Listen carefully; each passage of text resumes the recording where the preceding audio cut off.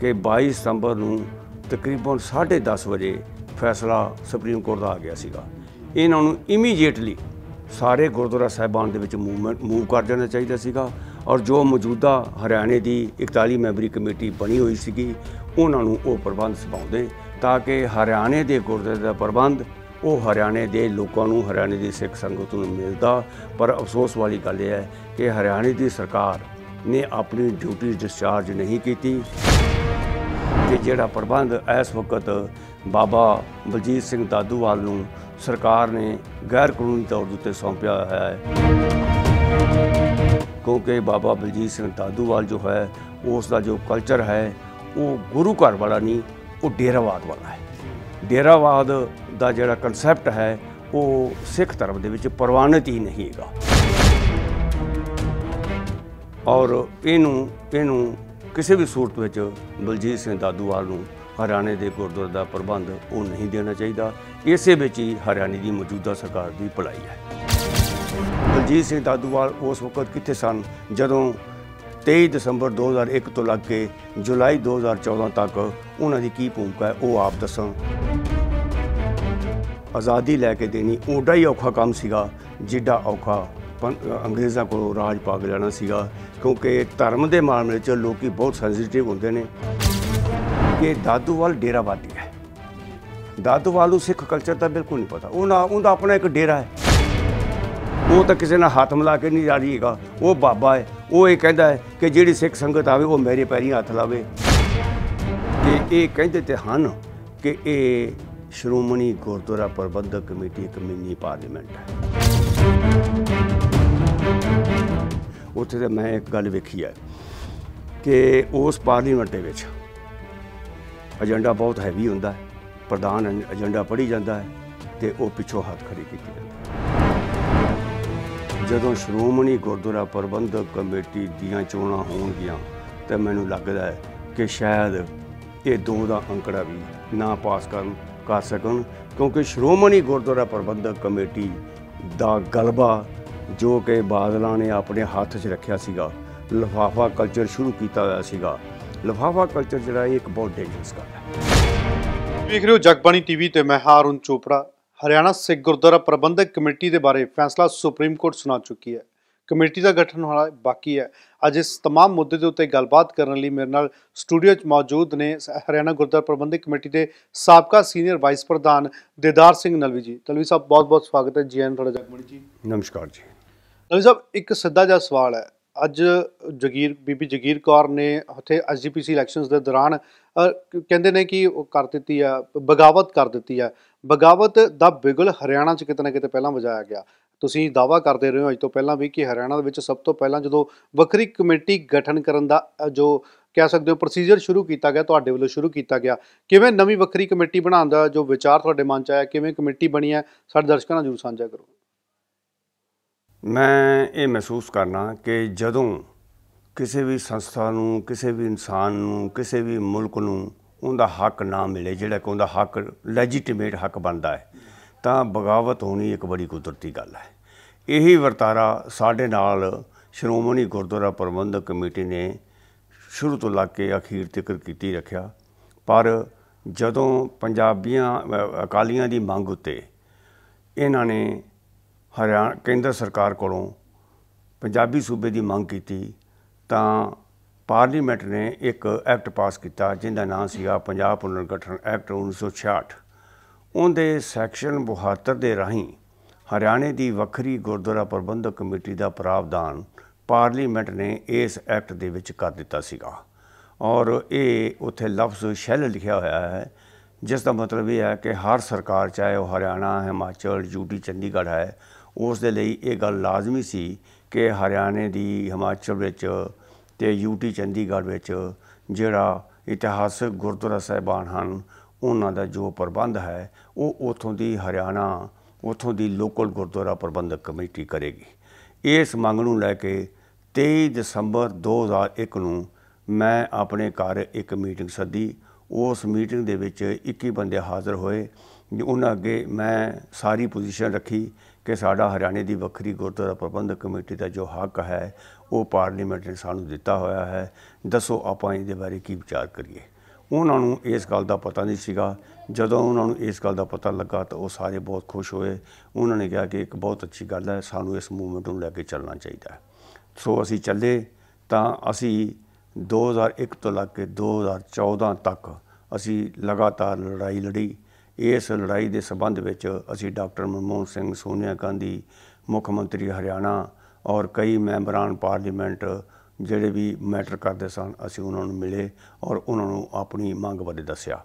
हर बंदा ये कहता सीगा मंग तो बड़ी जायज़ है, पर क्योंकि सरदार प्रकाश सिंह बादल जो हैं वो इसका विरोध करते हैं, इस वास्ते ये एक पोलिटिकल मैटर है तो इनका जो फैसला है वो संबंधित सरकारें ही कर सकदियां हैं। सो अखीर उत्ते असी हरियाणे की असैंबली कोलों ये बिल जुलाई 2014 पास करवाने में कामयाब हो गए। जदों ये बिल पास होया तो सरदार प्रकाश सिंह बादल नूं एक बहुत वड्डा झटका लगा।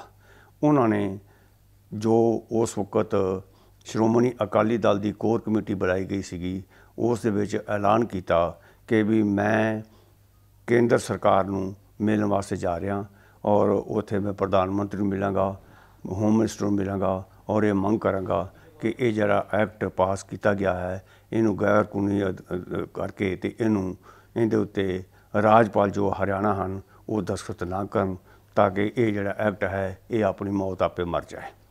पर जे उन्होंने ये भी ऐलान किया कि जे साडी ये गल ना मनी गई तो मैं श्री अकाल तख्त साहब जाके शहीदी पा लाँगा।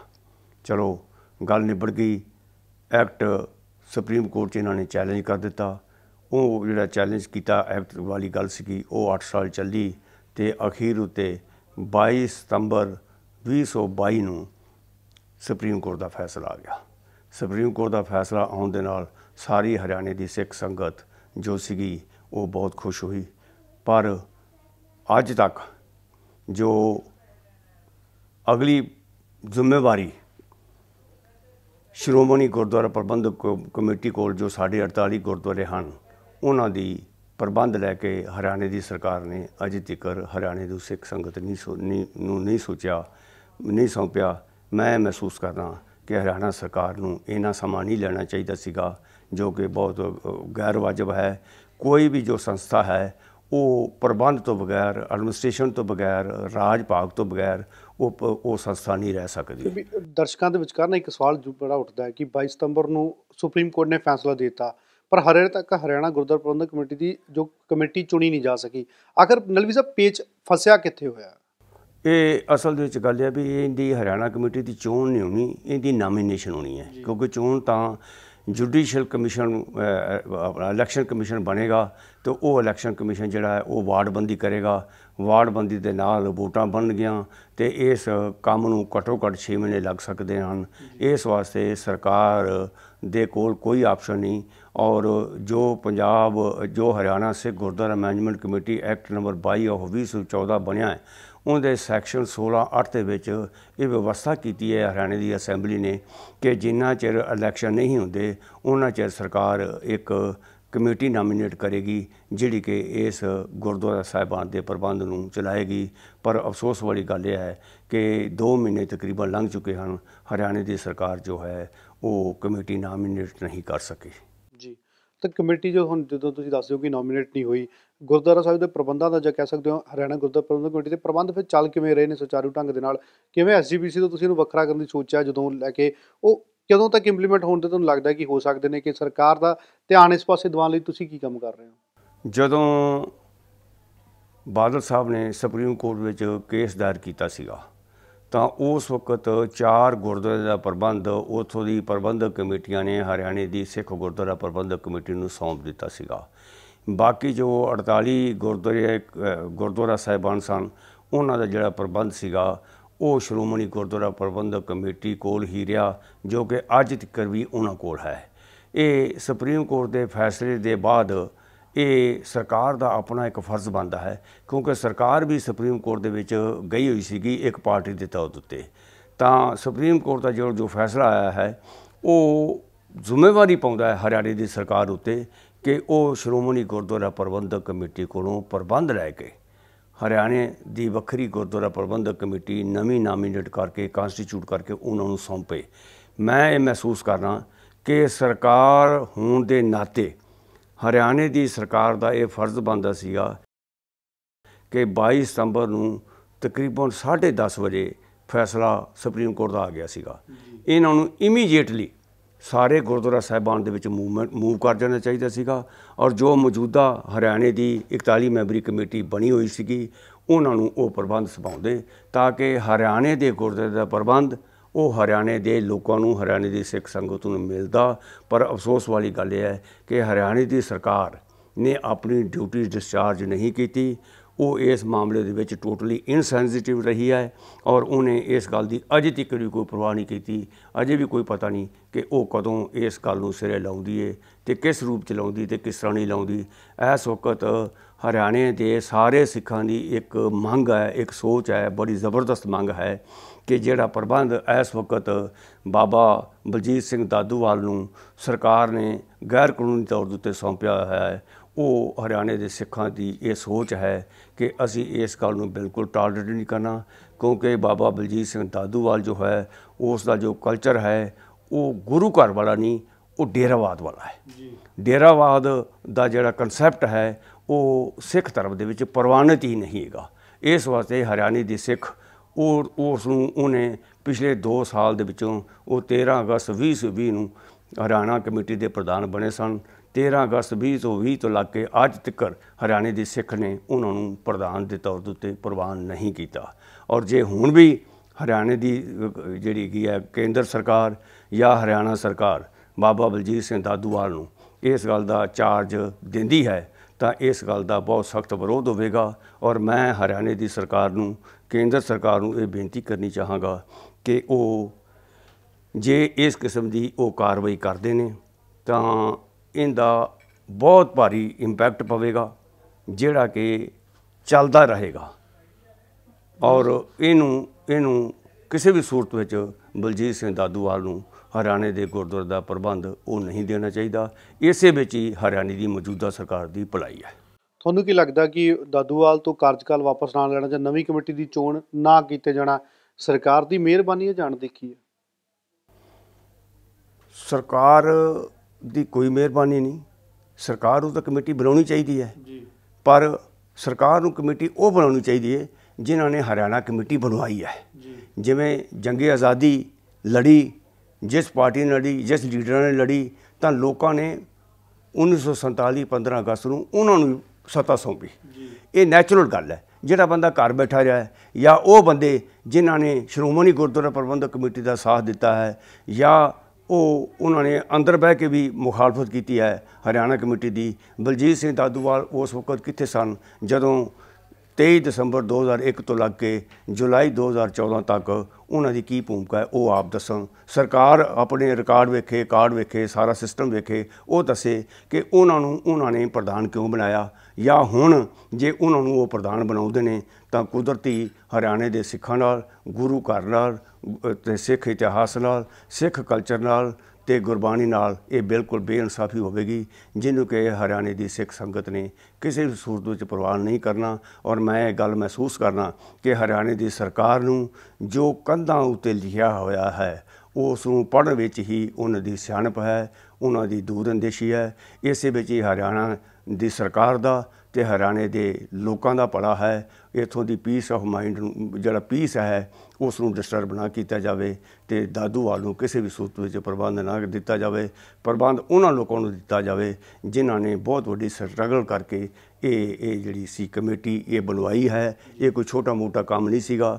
ਇਹ ਹਰਿਆਣੇ ਦੇ ਸਿੱਖਾਂ ਨੂੰ ਆਜ਼ਾਦੀ ਲੈ ਕੇ ਦੇਣੀ ਓਡਾ ਹੀ ਔਖਾ ਕੰਮ ਸੀਗਾ ਜਿੱਡਾ ਔਖਾ ਅੰਗਰੇਜ਼ਾਂ ਕੋਲੋਂ ਰਾਜ ਪਾ ਕੇ ਲੈਣਾ ਸੀਗਾ ਕਿਉਂਕਿ ਧਰਮ ਦੇ ਮਾਮਲੇ 'ਚ ਲੋਕ ਬਹੁਤ ਸੈਂਸਿਟਿਵ ਹੁੰਦੇ ਨੇ ਔਰ ਸ਼੍ਰੋਮਣੀ ਗੁਰਦੁਆਰਾ ਪ੍ਰਬੰਧਕ ਕਮੇਟੀ ਵੀ ਹਰਿਆਣੇ ਦੇ ਸਿੱਖਾਂ ਦੀ ਇਸ ਮੂਵਮੈਂਟ ਦੇ ਅਗੇਂਸਟ ਸੀਗੀ, ਸ਼੍ਰੋਮਣੀ ਅਕਾਲੀ ਦਲ ਵੀ ਅਗੇਂਸਟ ਸੀਗਾ ਅਤੇ ਸ੍ਰੀ ਅਕਾਲ ਤਖਤ ਸਾਹਿਬ ਦੇ ਜਥੇਦਾਰ ਸਾਹਿਬ ਵੀ ਅਗੇਂਸਟ ਸਨ ਅਤੇ ਮੌਜੂਦਾ ਹਰਿਆਣੇ ਦੀ ਸਰਕਾਰਾਂ ਵੀ ਇਸ ਗੱਲ ਦੇ ਵਾਸਤੇ ਮੈਂਟਲੀ ਪ੍ਰਪੇਅਰਡ ਨਹੀਂ ਸਨ, ਬਹੁਤੇ ਤਿਆਰ ਨਹੀਂ ਸਨ।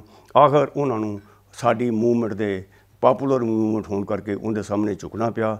ਔਰ ਮੈਂ ਇਹ ਗੱਲ ਮਹਿਸੂਸ ਕਰਨਾ ਕਿ ਜੇ ਜਿਹੜੀ ਨੈਚੁਰਲ ਗੱਲ ਹੈ, ਕੁਦਰਤੀ ਗੱਲ ਹੈ, ਜਸਟਿਸ ਵਾਲੀ ਗੱਲ ਹੈ, ਜੇ ਉਹਨੂੰ ਸਰਕਾਰ ਅਪਣਾਉਂਦੀ ਹੈ ਤਾਂ ਸਰਕਾਰ ਵੀ ਸੁਖੀ ਰਹੇਗੀ ਅਤੇ ਸਰਕਾਰ ਦਾ ਅਤੇ ਸਿੱਖ ਭਾਈਚਾਰੇ ਦਾ ਆਪਸ ਦੇ ਵਿੱਚ ਸੰਬੰਧ ਵੀ ਬਣਿਆ ਰਹੇਗਾ। ਅਤੇ ਜੇ ਕੋਈ ਠੋਸਿਆ ਗਿਆ ਤਾਂ ਫਿਰ ਜੇ ਅਸੀਂ ਬਾਦਲ ਸਾਹਿਬ ਦੀ ਸਰਕਾਰ, ਬਾਦਲ ਸਾਹਿਬ ਦਾ ਰਾਜ, ਸ਼੍ਰੋਮਣੀ ਗੁਰਦੁਆਰਾ ਪ੍ਰਬੰਧਕ ਕਮੇਟੀ ਦਾ ਰਾਜ ਅਕਾਲ ਤਖਤ ਸਾਹਿਬ ਦੇ ਹੁਕਮਾਂ ਦੇ ਬਾਵਜੂਦ, ਕਿਉਂਕਿ ਅਕਾਲ ਤਖਤ ਸਾਹਿਬ ਨੇ ਜਦੋਂ 2014 ਵਿੱਚ ਹਰਿਆਣੇ ਦੀ ਵੱਖਰੀ ਗੁਰਦੁਆਰਾ ਪ੍ਰਬੰਧਕ ਕਮੇਟੀ ਦਾ ਐਕਟ ਪਾਸ ਹੋਇਆ ਸੀਗਾ, ਤਾਂ ਅਕਾਲ ਤਖਤ ਸਾਹਿਬ ਨੇ ਦੀਦਾਰ ਸਿੰਘ ਨਲਵੀ, ਜਗਦੀਸ਼ ਸਿੰਘ ਚੀਂਡਾ ਅਤੇ ਉਸ ਵਕਤ ਦੇ ਵਿੱਤ ਮੰਤਰੀ ਚੱਠਾ ਸਾਹਿਬ, ਜਿਹੜੇ ਕਿ ਚੱਠਾ ਕਮੇਟੀ ਦੇ, ਜਿਹਨੇ ਕਿ ਹਰਿਆਣੇ ਦੀ ਵੱਖਰੀ ਗੁਰਦੁਆਰਾ ਪ੍ਰਬੰਧਕ ਕਮੇਟੀ ਬਣਾਉਣ ਦੀ ਸਿਫਾਰਿਸ਼ ਕੀਤੀ ਸੀਗੀ, ਉਹਨਾਂ ਨੂੰ ਤਿੰਨਾਂ ਨੂੰ ਪੰਥ ਵਿੱਚੋਂ ਕੱਢ ਦਿੱਤਾ ਸੀਗਾ ਜੀ। ਤਾਂ ਇਸ ਕਿਸਮ ਦੀ ਜਿਹੜੀ ਗੱਲਾਂ ਨੇ ਉਹ ਹੁਣ ਰਿਪੀਟ ਨਾ ਕੀਤੀਆਂ ਜਾਣ, ਸਰਕਾਰ ਨਾ ਕਰੇ। ਇਹ ਇੱਕ ਬਹੁਤ ਵੱਡਾ ਕੰਮ ਸੀਗਾ। ਅਸੀਂ ਇਹਨਾਂ ਸਾਰੀਆਂ ਸ਼ਕਤੀਆਂ ਦੇ ਵਿਰੁੱਧ ਅਸੀਂ ਲੜੇ। ਸਮਾਜ ਤਾਂ ਇਸ ਗੱਲ ਦੀ ਕਦਰ ਪਾਉਂਦਾ ਹੈ ਕਿ ਹਰਿਆਣੇ ਦੀ ਵੱਖਰੀ ਗੁਰਦੁਆਰਾ ਪ੍ਰਬੰਧਕ ਕਮੇਟੀ ਬਣਾਉਣ ਦੇ ਵਿੱਚ ਇਹਨਾਂ ਨੇ ਬਹੁਤ ਵੱਡੀ ਮਿਹਨਤ ਕੀਤੀ, ਬਹੁਤ ਵੱਡਾ ਔਖਾ ਕੰਮ ਕੀਤਾ।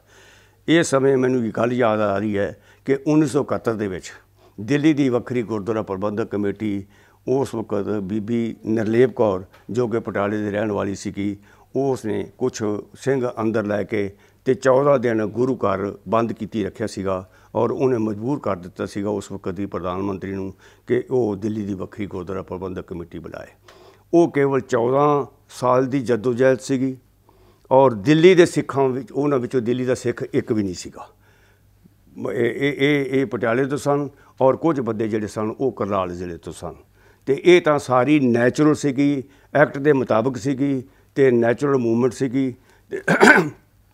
ਇਹਦੇ ਵਿਰੁੱਧ ਜੋ ਕੁਛ ਵੀ ਇਹਨਾਂ ਨੇ ਮੂਵਮੈਂਟ, ਪ੍ਰਕਾਸ਼ ਸਿੰਘ ਬਾਦਲ ਨੇ ਜੋ ਕੁਛ ਵੀ ਕੀਤੀ, ਉਹ ਸਿੱਖਾਂ ਨੇ ਉਹਨੂੰ ਕਾਮਯਾਬ ਨਹੀਂ ਹੋਣ ਦਿੱਤਾ।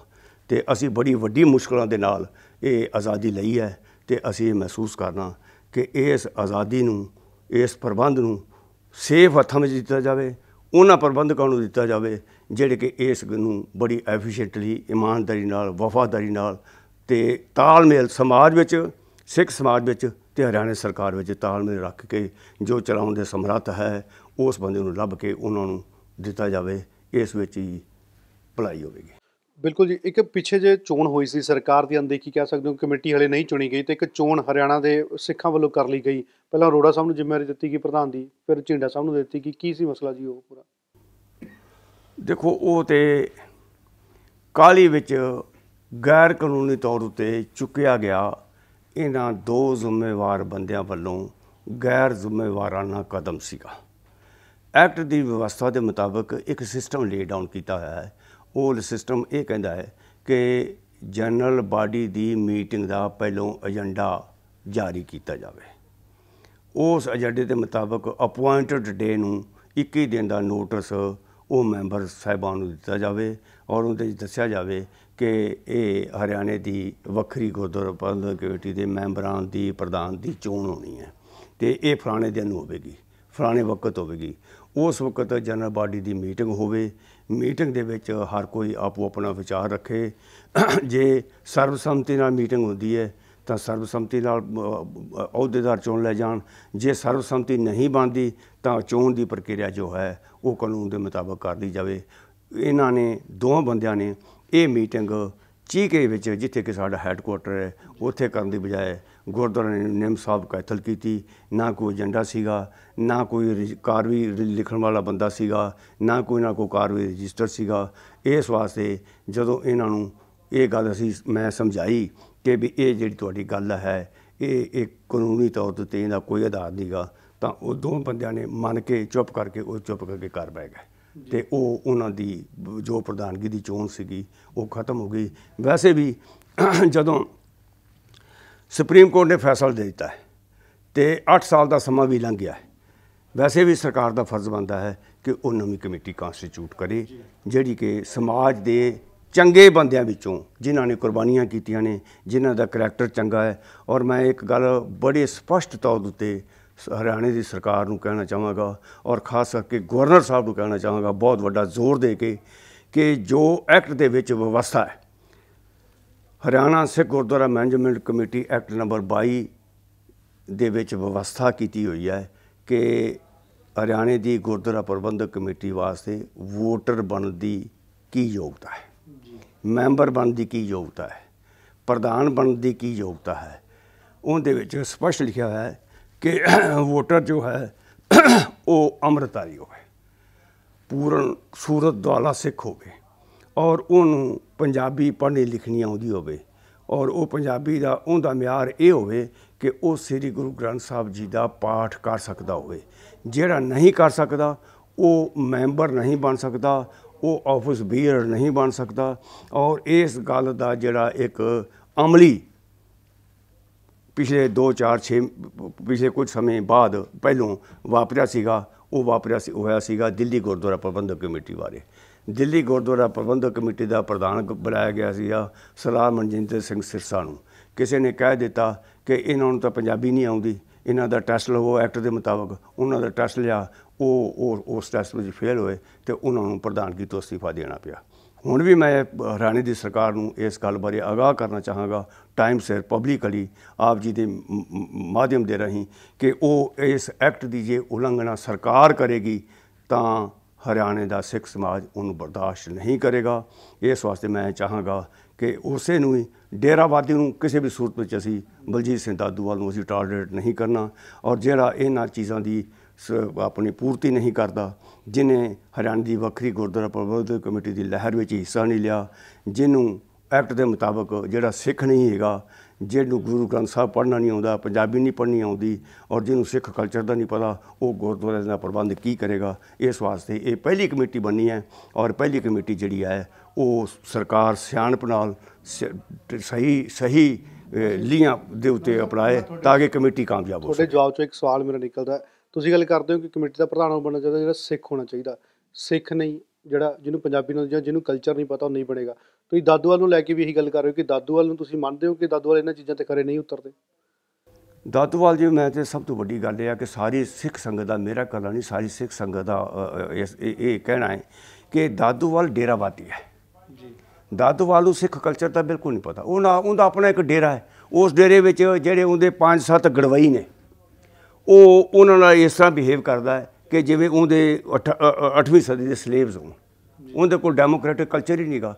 ਅਤੇ ਸਿੱਖ ਸੰਗਤ ਦਾ ਜਿਹੜਾ ਸਿੱਖ ਧਰਮ ਹੈ ਉਹ ਤਾਂ ਆਧਾਰਿਤ ਹੀ ਡੈਮੋਕ੍ਰੈਟਿਕ ਸਿਸਟਮ ਉੱਤੇ ਆ। ਲੋਕਾਂ ਵਿੱਚੋਂ ਜਨਮ ਹੋਇਆ, ਸੰਗਤ ਵਿੱਚੋਂ ਜਨਮ ਹੋਇਆ। ਉਹ ਤਾਂ ਕਿਸੇ ਨਾਲ ਹੱਥ ਮਿਲਾ ਕੇ ਨਹੀਂ ਜਾ ਰਹੀ ਹੈਗਾ। ਉਹ ਬਾਬਾ ਹੈ, ਉਹ ਇਹ ਕਹਿੰਦਾ ਹੈ ਕਿ ਜਿਹੜੀ ਸਿੱਖ ਸੰਗਤ ਆਵੇ ਉਹ ਮੇਰੇ ਪੈਰੀਂ ਹੱਥ ਲਾਵੇ। ਇਸ ਵਾਸਤੇ ਇਹ ਗੱਲ ਤਾਲਮੇਲ ਬਣਨਾ ਹੀ ਨਹੀਂਗਾ, ਇਹ ਤਾਲਮੇਲ ਬਣਨਾ ਹੀ ਨਹੀਂਗਾ। ਸਰਕਾਰ ਨੂੰ ਤਾਲਮੇਲ ਬਣਾਉਣਾ ਸਰਕਾਰ ਵਾਸਤੇ ਬਹੁਤ ਲਾਜ਼ਮੀ ਹੈ। ਜੇ ਤਾਲਮੇਲ ਹੀ ਨਾ ਬਣਿਆ ਤਾਂ ਫਿਰ ਆਪਣੇ ਆਪ ਹੀ ਸਮੱਸਿਆ ਖੜੀ ਹੋਵੇਗੀ। ਜੀ, ਤਾਂ ਹੁਣ ਮੈਂ SGPC ਇਲੈਕਸ਼ਨਸ ਦੀ ਗੱਲ ਕਰਾਂਗਾ। ਪਿੱਛੇ ਜੇ ਬੀਬੀ ਜਗੀਰ ਕੌਰ ਨੇ ਹੰਕਾਰ ਭਰੀ ਵੱਖਰੇ ਤੌਰ 'ਤੇ ਇਲੈਕਸ਼ਨ ਲੜੀ, 42 ਵੋਟਾਂ ਹਾਸਲ ਕੀਤੀਆਂ ਨੇ। ਕਿਵੇਂ ਵੇਖਦੇ ਹੋ ਸਾਰੀ ਇਲੈਕਸ਼ਨ ਨੂੰ? ਦੇਖੋ, ਮੈਂ ਮਹਿਸੂਸ ਕਰਨਾ, ਮੈਂ 7 ਸਾਲ 2004 ਤੋਂ ਲੈ ਕੇ 2011 ਤੱਕ ਮੈਂ ਹਰਿਆਣੇ ਵੱਲੋਂ ਸ਼੍ਰੋਮਣੀ ਗੁਰਦੁਆਰਾ ਪ੍ਰਬੰਧਕ ਕਮੇਟੀ ਦਾ ਮੈਂਬਰ ਰਿਹਾ।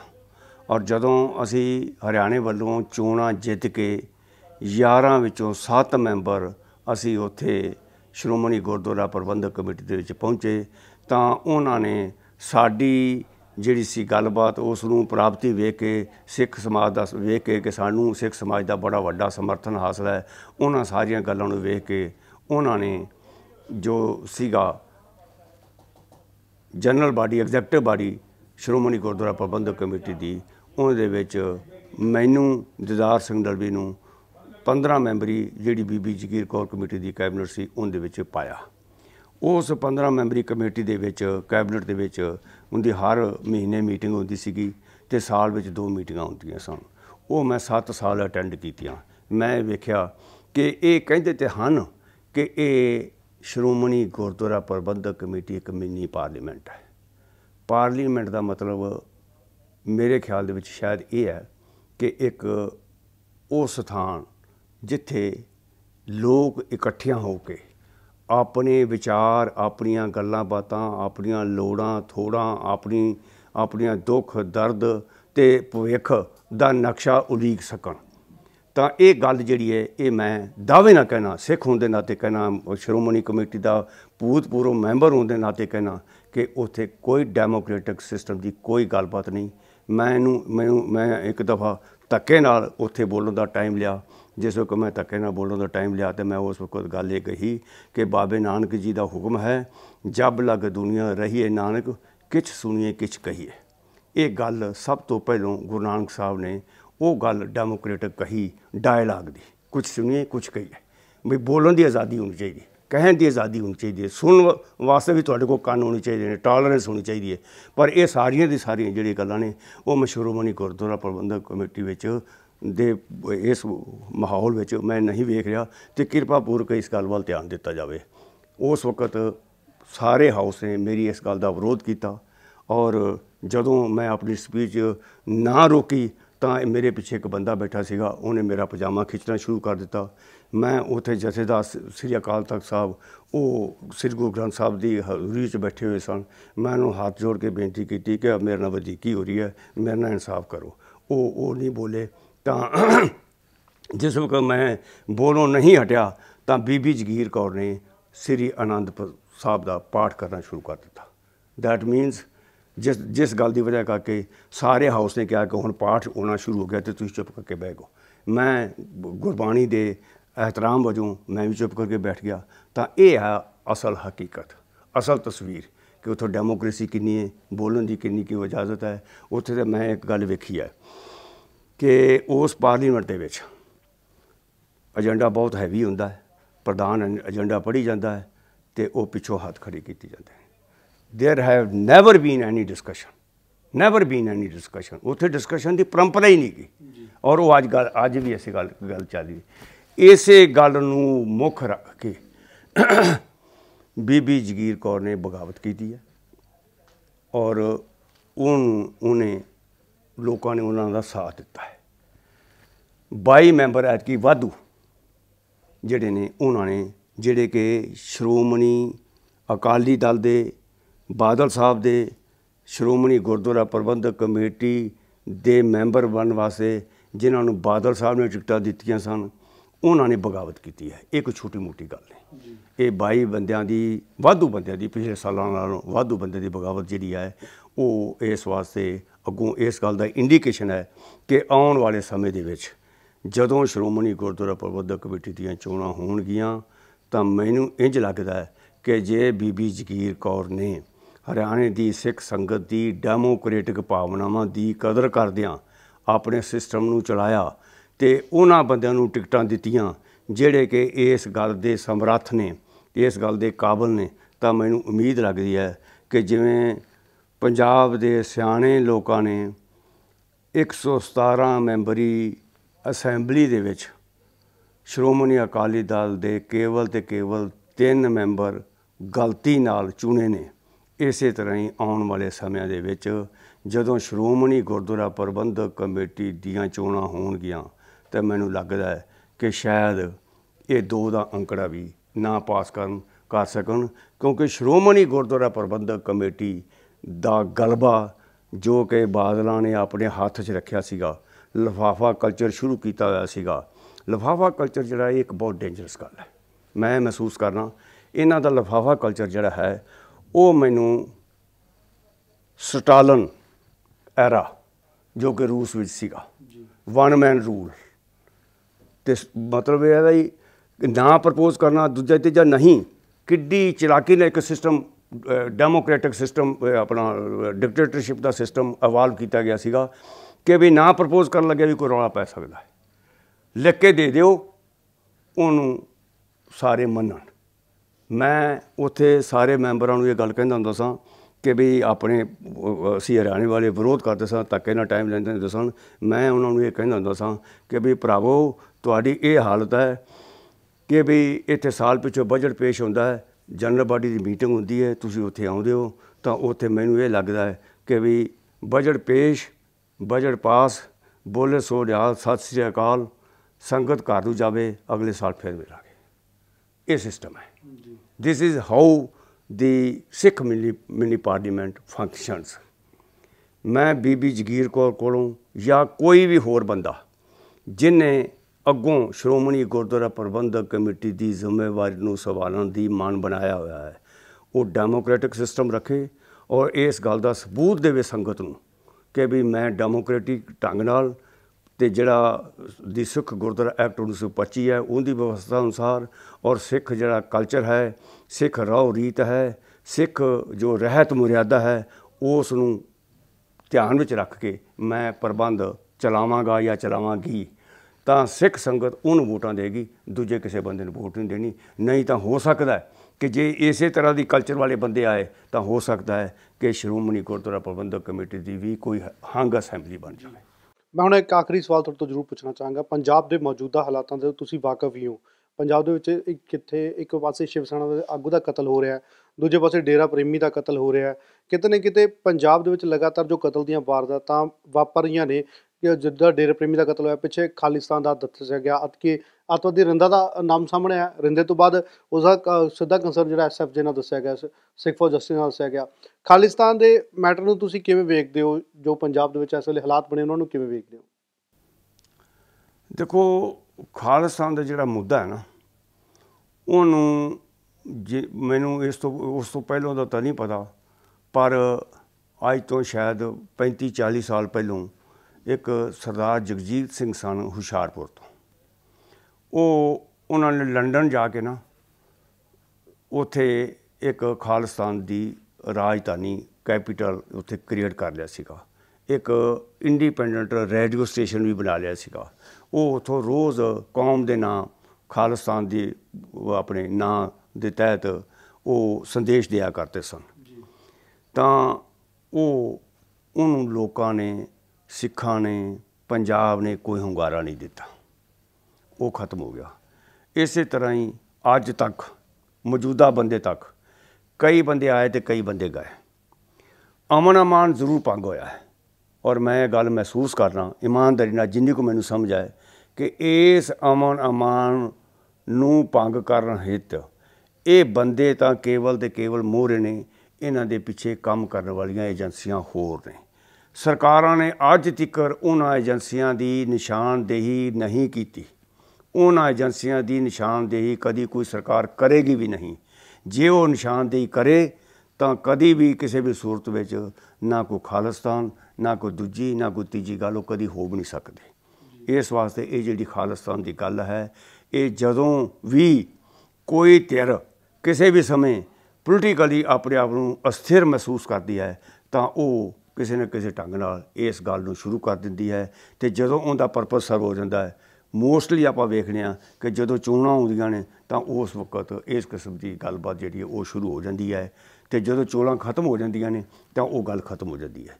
ਚੋਣਾਂ ਆਉਣ ਵਾਲੀਆਂ ਹੋਣ ਤਾਂ ਕਤਲ ਹੋ ਜਾਂਦੇ ਨੇ, ਗੱਡੀਆਂ ਫੂਕੀਆਂ ਜਾਂਦੀਆਂ ਨੇ, ਬੱਸਾਂ ਸਾੜੀਆਂ ਜਾਂਦੀਆਂ ਨੇ, ਘਰਾਂ 'ਚ ਕੱਢ ਕੇ ਲੋਕਾਂ ਨੂੰ ਮਾਰਿਆ ਜਾਂਦਾ ਹੈ। ਅਤੇ ਜਦੋਂ ਇਲੈਕਸ਼ਨ ਖਤਮ ਹੋ ਜਾਂਦੇ ਨੇ ਤਾਂ ਉਸ ਵਕਤ ਇਹ ਗੱਲ ਖਤਮ ਹੋ ਜਾਂਦੀ ਹੈ। ਇਹ ਗੱਲ ਮੈਂ ਕਿਸੇ ਇੱਕ ਸਰਕਾਰ ਵਾਸਤੇ ਨਹੀਂ ਕਹਿ ਰਿਹਾ, ਇਹ ਕਾਫੀ ਸਮੇਂ ਤੋਂ ਵੱਖੋ ਵੱਖਰੀ ਸਰਕਾਰਾਂ ਦਾ ਵਰਤਾਰਾ ਰਿਹਾ ਹੈ। ਇਹਦਾ ਇੱਕੋ ਇੱਕ ਵਧੀਆ ਤਰੀਕਾ ਹੈ ਕਿ ਆਮ ਜਨਤਾ ਅਤੇ ਜਿੰਨੀਆਂ ਸਮਾਜਿਕ ਧਾਰਮਿਕ ਜਥੇਬੰਦੀਆਂ ਨੇ ਉਹ ਇਸ ਗੱਲ ਉੱਤੇ ਪਹਿਰਾ ਦੇਣ। ਮੈਂ ਇਹ ਗੱਲ ਮਹਿਸੂਸ ਕਰਦਾ ਕਿ ਚਾਹੇ ਸਾਰੇ ਹਿੰਦੁਸਤਾਨ ਦੇ ਵਿੱਚ ਜਿੰਨੇ ਵੀ ਧਰਮ ਨੇ, ਇਹਨਾਂ ਦੀ ਆਪਸ 'ਚ ਕੋਈ ਲੜਾਈ ਨਹੀਂ। ਧਰਮ ਦੇ ਲੋਕਾਂ ਦੀ ਆਪਸ 'ਚ ਕੋਈ ਲੜਾਈ ਨਹੀਂ। ਸਾਡਾ ਆਪਸ 'ਚ ਬਹੁਤ ਡੂੰਘਾ ਭਾਈਚਾਰਾ ਹੈ। ਸਾਡਾ ਹਿੰਦੁਸਤਾਨ ਸਾਡਾ ਸਭ ਤੋਂ ਪਿਆਰਾ ਮੁਲਕ ਹੈ, ਬਹੁਤ ਵਧੀਆ ਮੁਲਕ ਹੈ। ਅਸੀਂ ਇਸ ਮੁਲਕ ਨੂੰ ਪਿਆਰ ਕਰਦੇ ਹਾਂ, ਇਸ ਦੀ ਤਰੱਕੀ ਚਾਹੁੰਦੇ ਹਾਂ। ਅਤੇ ਤਰੱਕੀ ਵਾਸਤੇ ਇਹ ਬਹੁਤ ਜ਼ਰੂਰੀ ਹੈ ਕਿ ਜਿਹੜੇ 2-4 ਬੰਦੇ ਇਹਦਾ ਪੀਸ ਡਿਸਟਰਬ ਕਰਦੇ ਨੇ, ਉਹਨਾਂ ਦੇ ਵਿਰੁੱਧ ਸਰਕਾਰ ਵੀ ਸਖਤ ਕਾਰਵਾਈ ਕਰੇ ਅਤੇ ਲੋਕ ਵੀ ਮੂੰਹ ਨਾ ਲਾਉਣ। ਜੇ ਲੋਕ ਮੂੰਹ ਨਹੀਂ ਲਾਉਣਗੇ ਤਾਂ ਉਹ ਆਪਣੇ ਆਪ ਹੀ ਖਤਮ ਹੋ ਜਾਣਗੇ।